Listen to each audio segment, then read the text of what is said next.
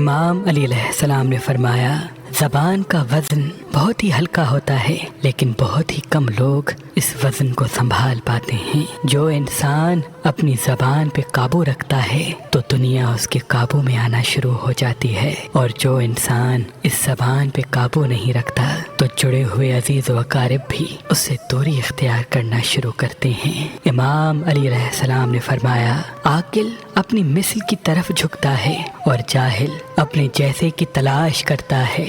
عالم اپنے دل کی آنکھ سے دیکھتا ہے اور جاہل لوگوں کے ظاہر پہ بھروسہ کرتا ہے، اور نادان اپنی امید و آرزوؤں کو آسرا بناتا ہے۔ امام علی علیہ السلام نے فرمایا 3 چیزیں حافظے کو زیادہ کرتی ہیں اور بلغم کو ختم کرتی ہیں: مسواک کرنا، روزہ رکھنا اور قرآن پاک کی تلاوت کرنا۔ امام علی علیہ السلام نے فرمایا جو اللہ رات کو دن میں بدلنے کی قدرت رکھتا ہے وہی اللہ اس بات پہ بھی قدرت رکھتا ہے کہ تمہارے دکھ و درد ختم کر دے گا، بس تو اسے مانگ کے تو دیکھ۔